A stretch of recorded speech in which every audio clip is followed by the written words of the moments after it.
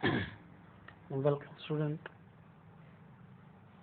આજે આપણે અગાઉ અભ્યાસ કરેલા આઈડેન્ટિફાય ફંક્શન્સ કયા ક્રમાંકમાં પૂછાય છે અને કઈ પદ્ધતિથી પૂછાય છે એ મુજબની આપણે આજે એક્સરસાઇઝ કરીશું અને સાથે અગાઉ કરેલા કાર્યને આપણે ફરી એકવાર રિફ્રેશ કરીશું. જોઈએ જરા સેક્શન સીની અંદર આપણી 100 માર્ક્સની જે પેપર સ્ટાઇલ છે એમાં સેક્શન સીમાં કયા ક્રમાંકમાં ક્વેશ્ચન ક્રમાંક 32, 33 એન્ડ 34 શું પૂછાય? Match the sentences with the correct function. આપેલ વાક્યને સાચા ફંક્શન સાથે જોડો. એટલે આપણે સાચા આ રીતે એરા કરવાની જરૂર નથી. આપણે તો સાચો જે જવાબ આવશે એ લખવાનો રહેશે. કેટલા માર્ક્સની અંદર? 3 માર્ક્સની અંદર. તો અહીંયા આજે બધા જ ફંક્શન, કારણ કે એક્સરસાઇઝ આપણે પદ્ધતિસર કરીશું એટલે બધા જ ફંક્શન અગાઉ ચાલી ગયેલા બધા જ રિવિઝન સ્વરૂપે, અને જો કોઈ ફંક્શન નવું હશે તો આપણે એના ઉપર પણ ચર્ચા કરીશું. જોઈએ જરા ફર્સ્ટ વનમાં શું લખ્યું છે અહીંયા? Rohan who participated in the race is my friend. તો ઓપ્શનમાં આપણને inquiry as a nature, expressing emotions, describe person અને એક્સચેન્જિંગ નાઇસિટીઝ પ્રેઝન્ટરીઝ.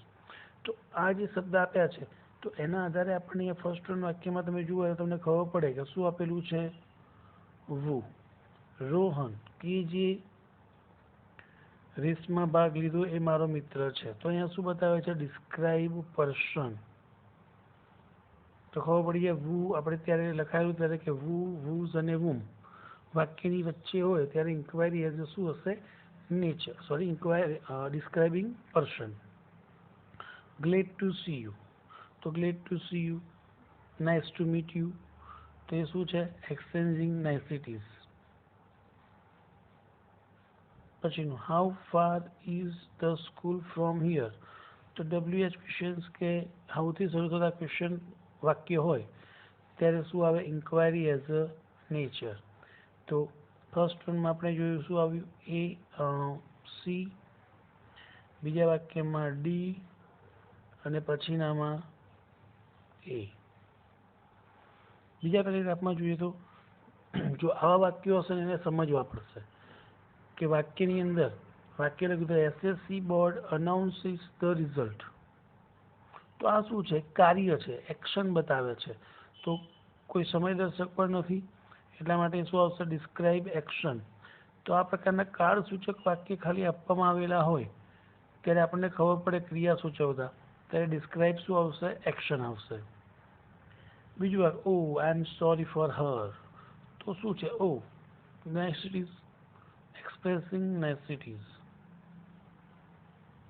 પછી Saputara which is a famous hill station is in the Dang district of Gujarat. તો એ શું છે? Location. Dang district of Gujarat. શું આવ્યું? લોકેશન.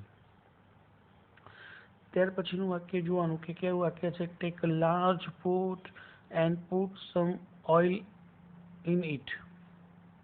તો ક્રિયાપદથી શરૂ થયેલા વાક્યો હોય ત્યારે સામાન્ય ક્રિયાપદથી શરૂ થયું હોય અને વચ્ચે એન્ડ આપતું હોય તો આપણને ખબર પડી જાય કે શું છે? બે કાર્યો કે બે ક્રિયાઓ બતાવેલી હોય તો એ શું થાય? Describing process. બીજું વાક્ય છે food you show me your notes. તો શું છે? Food you show me. શું તમે તમારી નોટ્સ મને બતાવી શકો છો? તો વિનંતી, મેકિંગ રિક્વેસ્ટ. તો અમુક વાક્ય જ આપણે જોઈશું ને ત્યાં જ આપણને ખબર પડી જશે. પછી mother usually cooks food in the morning. જો અહીંયા ઇન ધ મોર્નિંગ સમય આપ્યો છે, ખાલી એવું લખ્યું mother usually cooks the food તો ત્યાં આગળ આપણે એક્શન કદાચ લઈ શકત, પણ અહીંયા આપણને સ્પેસિફાઈંગ શું આપ્યું છે? ટાઈમ. ત્યારબાદ છે હાઉ લોંગ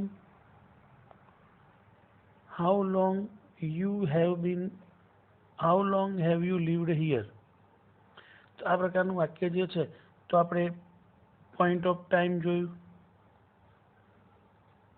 ડ્યુરેશન ઓફ ટાઈમની વાત કરેલી. તો પોઈન્ટ ઓફ ટાઈમમાં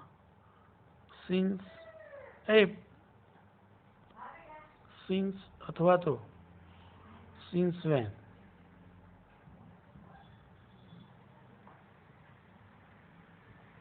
અને ડ્યુરેશન ઓફ ટાઈમમાં હાઉ લોંગ અને ફોર. તો અહીંયા આપણે હાઉ લોંગથી વાક્ય આપ્યું છે તો આપણને ખબર પડશે શું આવશે ડ્યુરેશન ઓફ ટાઈમ એટલે કે બી. પછી friends let's play spelling game. તો ચાલો મિત્રો આપણે સ્પેલિંગ ગેમ રમીએ. તો એ શું છે ઇવેન્ટ છે ના, ડ્યુરેશન તો નથી, પોઈન્ટ ઓફ ટાઈમ નથી, શું આવશે મેકિંગ પ્રપોઝલ તો ડી. અને અવર ટીચર આસ્ક્ડ અસ. તો અહીંયા વાક્યને જોતા જ આપણને ખબર રિપોર્ટિંગ મતલબ રિપોર્ટિંગ વાક્ય છે, રિપોર્ટિંગ સ્પીચ તરીકેનું વાક્ય હોય. તો our teacher asked us we had finished our work. તો રિપોર્ટિંગ ઇવેન્ટ તો શું આવશે એ. ડાયરેક્ટ ઇનડાયરેક્ટ પ્રમાણેનું આ વાક્ય હતું. ત્યારબાદ જોઈએ તો સેકન્ડ વન.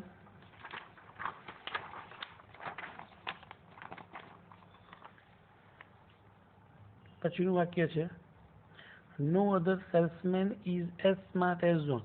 એઝ સ્માર્ટ એઝથી ખબર પડે, નો અધરથી ખબર પડે કે ડિગ્રીનું વાક્ય છે. કઈ ડિગ્રી છે પોઝિટિવ ડિગ્રી.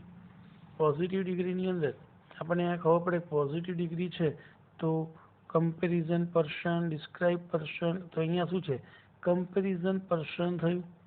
હા આપણે એક ડિગ્રી ઓફ કમ્પેરિઝન નથી આપેલું એટલા માટે કમ્પેરિંગ પર્સન પ્રમાણે આપણે જવું પડે કે એવું નહીં વિચારવાનું કે ડિગ્રી ઓફ કમ્પેરિઝન જ આપેલું હોય, પણ અહીંયા વ્યક્તિઓની સરખામણી થઈ છે. In that case what could you offer me. What could you offer me. તો વાક્યની અંદર તમે જુઓ કે આ બાબતની અંદર કે તમે મને શું ઓફર. તો inquiry as a nature WH questions થયો. અને there are cloud in the sky, it may rain today. આકાશમાં વાદળો છે, કદાચ વરસાદ આવે. તો એ શું બતાવે છે શક્યતાઓ, પોસિબિલિટી બતાવે. તો આવી રીતે વાક્યને આપણે સમજીશું અને કરાયેલા બધા નિયમને આપણે યાદ રાખીએ તો આપણે બધા પ્રકાર આજે બધા જ વાક્યો આપણે અહીંયા બરાબર રીતે સોલ્વ કરીશું. બીજું વાક્ય છે ધ વોટરફોલ. વોટરફોલ એટલે આપણને ખબર છે કે શું થશે ધોધ. The waterfall become mightier in the monsoon than summer. ધોધ જે છે કે છે ચોમાસામાં ઉનાળા કરતાં વધારે સ્ટ્રોંગ હોય છે, એમ શક્તિશાળી હોય છે, પ્રવાહિત હોય છે એમ. તો પણ જો અહીંયા શું છે માઇટીયર ધેન. તો શું થયું છે કમ્પેરિઝન. ડિગ્રીનું વાક્ય છે કમ્પેરેટિવ ડિગ્રી. પછી વેર ઇઝ ધ ATM. તો ઇન્ક્વાયરી એઝ અ નેચર આપણે ક્યાં છે એમ. Since 2016 I have been enjoying this wonderful job. આ રીતે વાક્ય પણ હોય I have been enjoying this job since 2016. તો પોઈન્ટ ઓફ ટાઈમ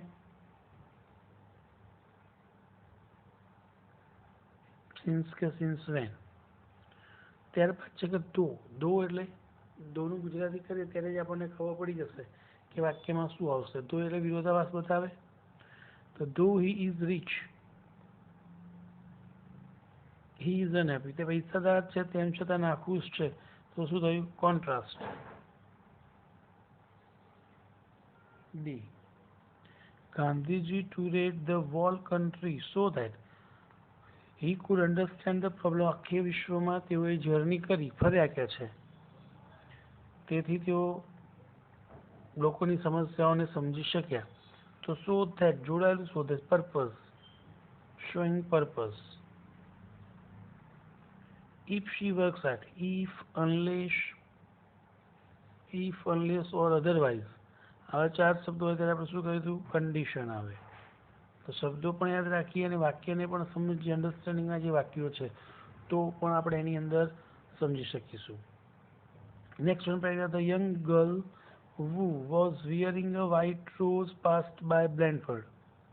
તો who છે તો અહીંયા આપણને who એટલે પર્સન આવી ગયું. કે જે સફેદ ગુલાબ લગાવેલું છે કે પહેરેલું છે. Do not talk too much. Instruction વધારે વાતો કરશો નહીં.